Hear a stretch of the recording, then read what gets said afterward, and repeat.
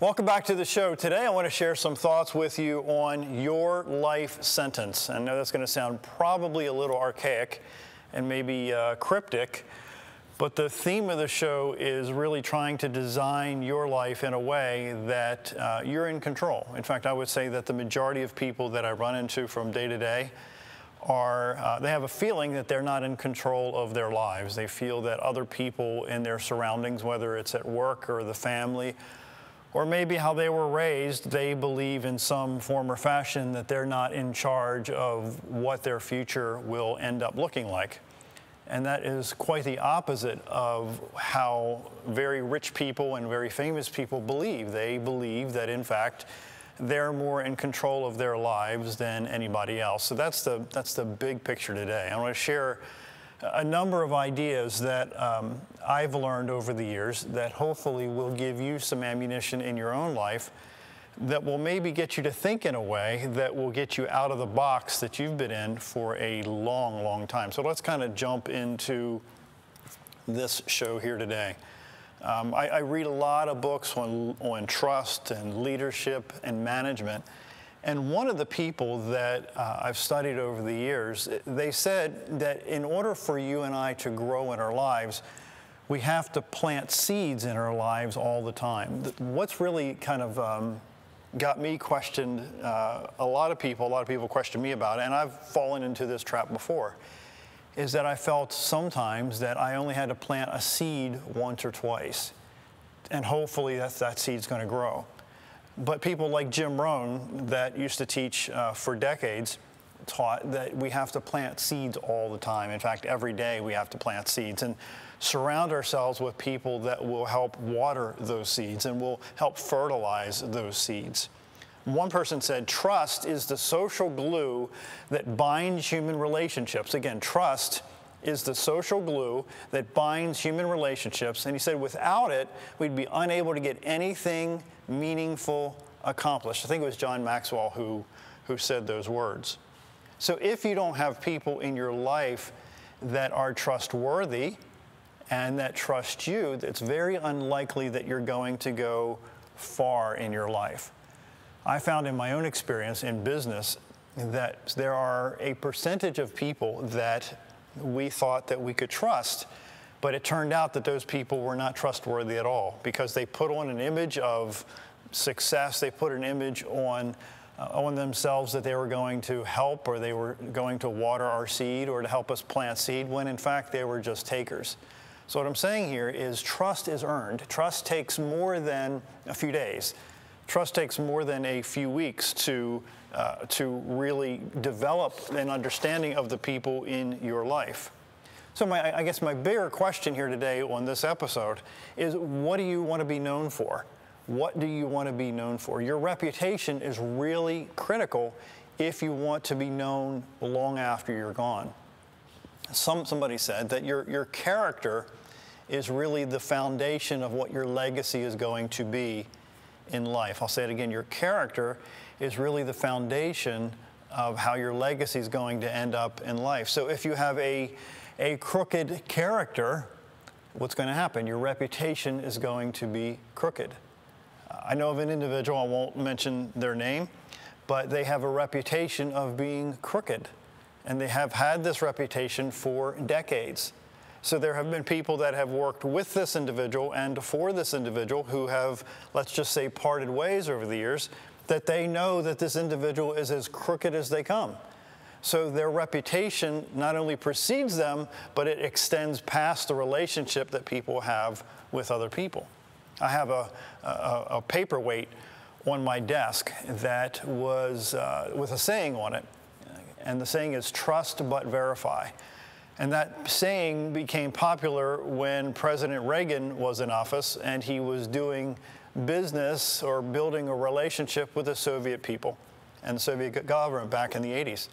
And that's a Russian saying that they had, that you need to trust but verify. And that is critical if you and I want to reach any level of success, because I would say that there is a percentage, thankfully a small percentage of people that don't want to see you succeed and want to take from you as you try to climb that ladder.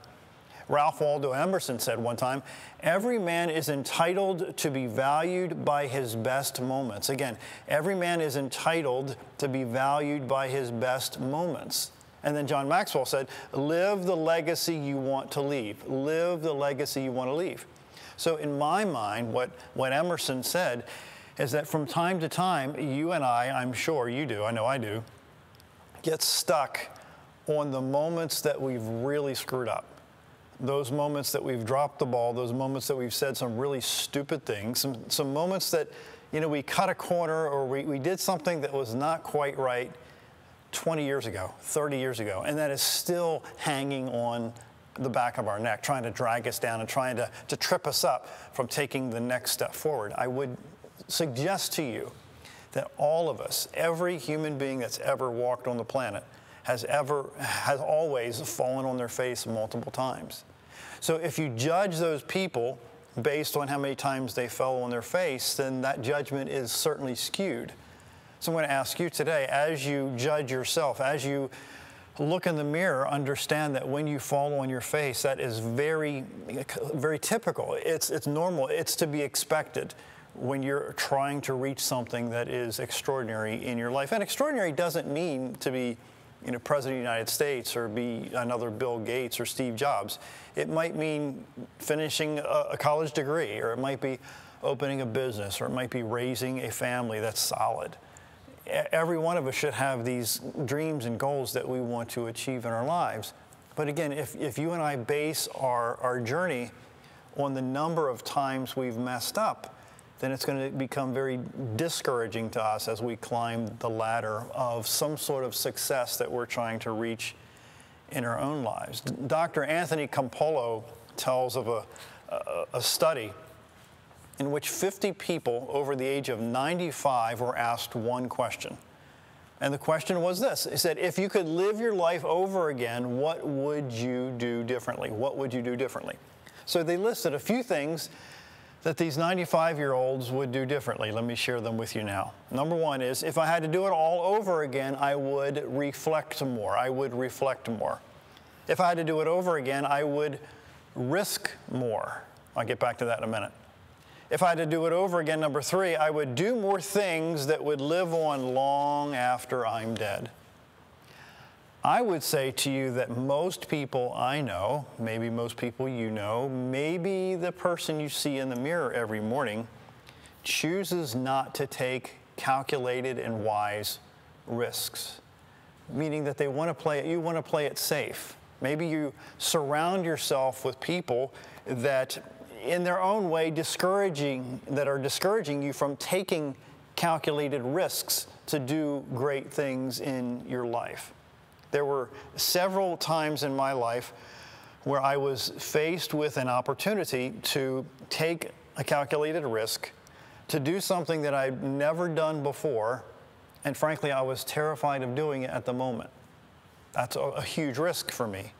And I think some people that might be watching the show are challenged to either take that calculated risk and do something that you've never done before, or continue doing what you've always been doing and remain in that comfort zone. I'll tell you flat out, the comfort zone is so comfortable. Hence, it's being called comfort zone. It's so warm, it's so fuzzy. It's something that you want to stay in and be comfortable, because the brain, as Seth Godin calls it, the lizard brain, doesn't want to be challenged, doesn't want to be stretched. Today, I'm hoping I've given you an idea or two that will encourage you to step out and do some things that maybe you hadn't thought of doing before, or maybe you've been afraid of doing, or maybe you've been intimidated by doing, thinking that you're not qualified to do it. Well, guess what? No one that's ever achieved anything started out being qualified. They did it based on instinct. They did it based on a desire. Maybe they did it because somebody shoved them off the cliff, so to speak, in order to push them in a direction that they needed to be pushed. I've shared this before on one of the episodes, is that once upon a time I had a lunch with my friend Paul. And Paul evidently saw something in me that I didn't see in myself. He says, John, why don't you go talk to the studio and share maybe an idea that you want to do some TV shows. I says, Paul, this is not my history. I'm not used to being in front of a camera. I'm quite intimidated about a camera, etc. He says, why don't you just go and talk to him? Well, as of today's episode is, I believe, 132. 132 episodes. Let me confirm that right quick with you. Yes, this is episode 132 that we've done now in the last roughly 3 years. Now, Paul had to push me out of the box because I've driven past the studio I'm in right now, oh my goodness, at least 100 times. Looked right at it, kept driving because I didn't think it was for me.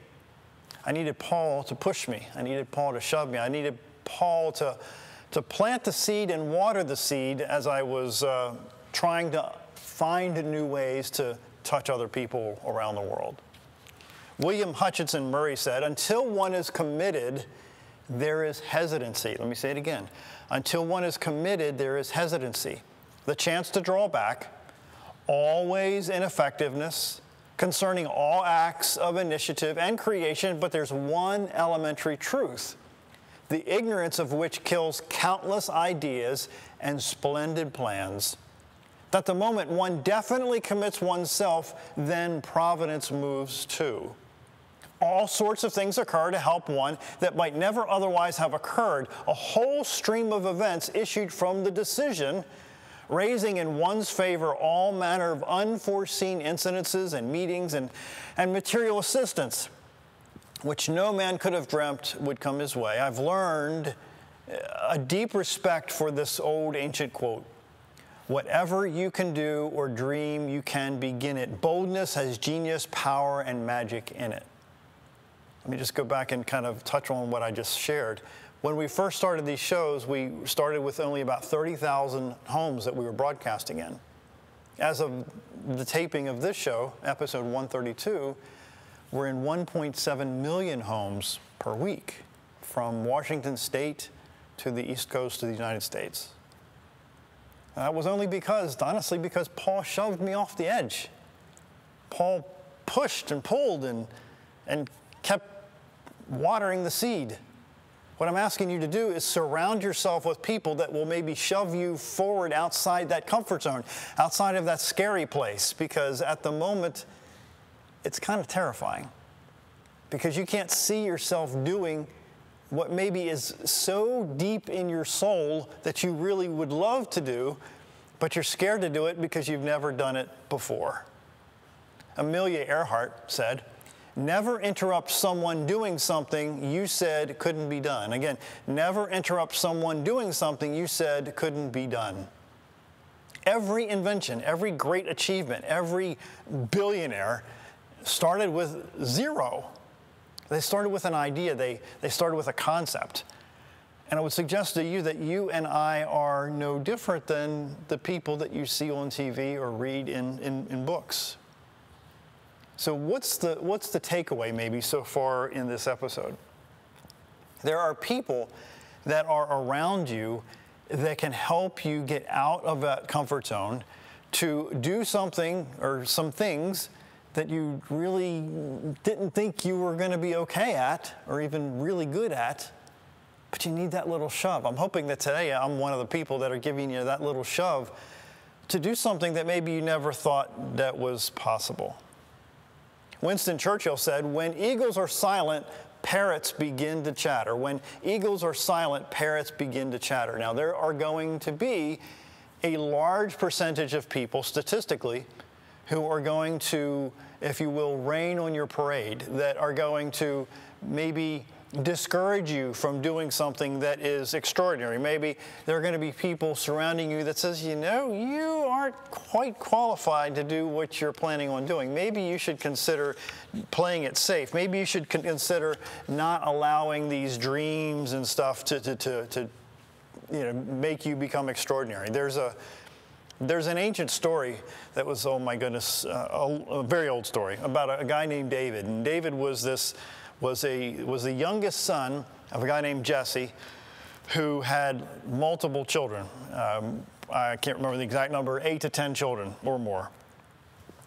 So part of David's job was to help take care of his father's sheep. They lived in an agrarian area and out in the wilderness, and that was his job. Every one of the kids that he had as they grew up had, if you will, chores. So David's role was to take care of those sheep. So one day, the older brothers were being trained for the army of that time, and they were up on the top of this valley. So you have a low point in the middle, and then on either side of the valley there were these cliffs. So the brothers, along with the army of the time, were on one side of the valley, and on the other side of the valley was the enemy of this group of people. So on the one side is David's family and his brothers, and David was back on his dad's farm taking care of his dad's sheep, because that's what his dad told him to do. He was confident that that was his role, and he was obedient, listening to his dad. So one day his dad came to him and asked David to take some food to the brothers, because they'd been away from home for a while for this wartime event. So David takes the food up to the brothers and happens to overhear some of the taunting and some of the threats that were coming against the warriors that were on David's family's side. So David was overhearing this stuff, and he's like, dudes, what's up with these threats? And nobody in the army would consider going after these enemies of these people, because they were intimidated. They seemed to be stronger. They seemed to have more assets and more tools and more weaponry than David's family and the army that he was part of, or they were part of. So David was used to taking care of his dad's sheep. He would chase away bears and lions and other animals that tried to kill his dad's sheep. So he was used to defending what was his. The brothers, the older brothers, were not. So David, because again, he had been trained to take care of the relatively small things, his dad's sheep and the animals that would try to kill his dad's sheep, so he viewed the bad guys, the enemy on the other side of this valley, as nothing more, nothing greater than the bears and the lions and other animals that tried to kill his dad's sheep. So make a very longer story short, David decided that he was going to leverage the things that he was taught and that he knew, and he perfected taking care of his dad's sheep to a place where he was able to use those same tools to defend the army that his brothers and his family and his friends were part of. What I'm suggesting to you in this ancient story is that you have tools that you've been used to using for a very long time. You say, well, John, I don't really know what those tools are. What I would suggest to you is that you list your talents, you list your strengths, you list all those things that you've accomplished in your life, and then see how you can leverage what you've already done to do things like David did that blew the minds of even the king of that time. In fact, when David, he told the king of the army that was afraid of this other army that he had the ability to take down their mighty warrior, the king said, no way, dude, that's not, he didn't use the word dude, but my paraphrase is, he says, dude, you don't have a clue. So what the king did, his name was Saul, S-A-U-L, he decided to put Saul's armor on David. Now, the story says that Saul was quite tall, David was not, and you can imagine if you put somebody who is tall, their clothes on somebody that's not so tall, it wouldn't fit. It would be it would hold them down. So that's really what happened, according to the story, is that David was like, King, thank you for the loan of your armor or your clothes, but they don't fit. In fact, they're going to slow me down.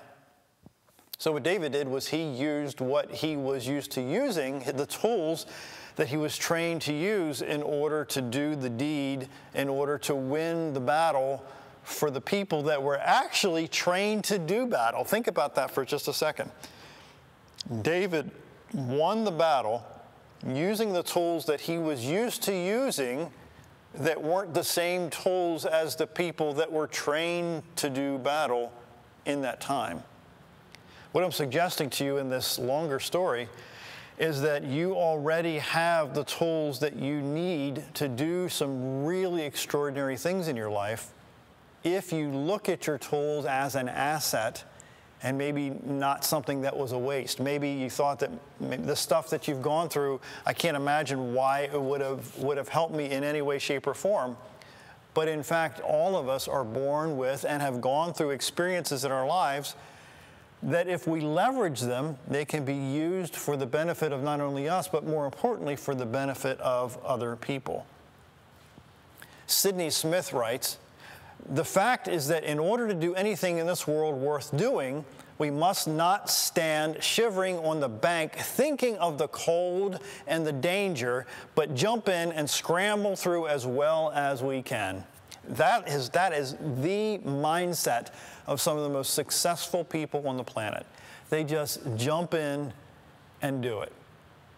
Now, I don't mind telling you, there is a percentage of us, 30 to 40% of the public, maybe a tad bit more, are terrified to jump in and do something great. Well, I'm telling you from my own experience, I don't live in the skin of other people, but from my own experience, sometimes the best way to do something is to just jump in.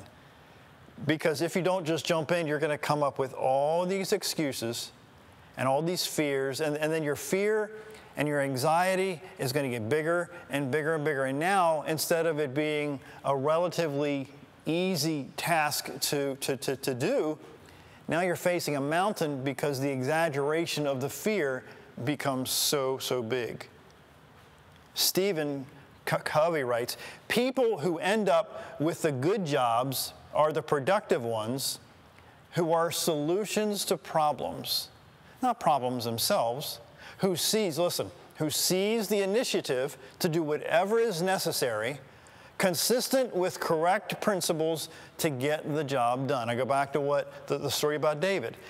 David's goal was to get the job done. He heard the threats of this mighty warrior down in the valley, threatening David's brothers and the army and the king. I mean, the king was scared. The king was like, no way I could go down there and do this.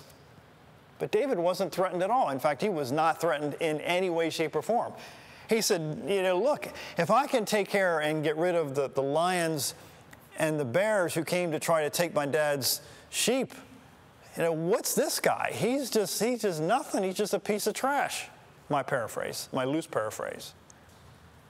So when you and I choose to push ourselves past this comfort zone, I would probably guarantee you that the majority of people around you, in fact, I will guarantee you that the majority of people around you will not understand your motive, will not understand your heart, will not understand that deep down inside you, you're terrified of doing what you're trying to do right now. They don't understand that it's not ego at all. You're trying to overcome the anxiety of doing something extraordinary yourself. I'm suggesting to you that you have to turn down the volume of those people. I'm there in my life and have been in my life in that place for a lot of years, that I'm purposely turning down the volume of certain people that are going to amplify the fear, the anxiety, the anger, the frustration that lives deep down in my soul, in me. And you have the same issues, maybe not exactly the same, but similar issues. You have fear, you have anxiety, you have doubt, you have worry.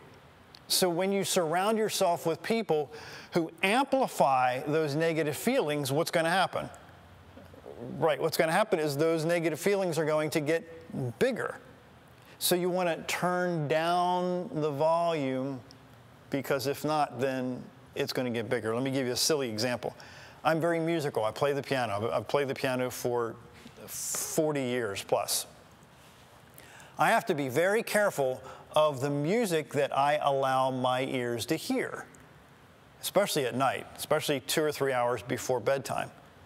Because if I hear music before I go to bed, I'm not going to be able to sleep, because as I'm trying to get to sleep, I'm not really trying to get to sleep. I'm figuring out how to play the piano in my mind on the piano, that song that I heard 2 to 3 hours earlier. So the point of that is a silly, stupid example.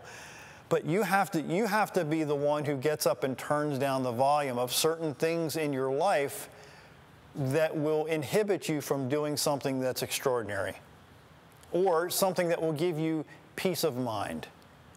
So if you want to be known in the future, if you want to change the lives of more than one person in your life, and you want to leave a legacy that will mean something to somebody at some point, you have to control certain areas in your life because nobody else is going to do it for you. I'm not 22 anymore, and what I've studied and what I've experienced in my own life, very few people, if any, are going to do it for you. You're going to have to be proactive. You're going to have to face your fears, and you're going to have to push past that attitude of mediocrity. You're going to have to push past that attitude of fear and that attitude of anxiety and bring Pauls around you that will push you outside of that comfort zone to do some things that are extraordinary. That's going to blow your mind if you do it consistently. Hope the show helped you. Hope an idea or two helped you today. And I hope that maybe even a quote or the story about David is going to encourage you to step out and do the extraordinary. My name is John Carver. Thanks for watching, and we'll be back real soon.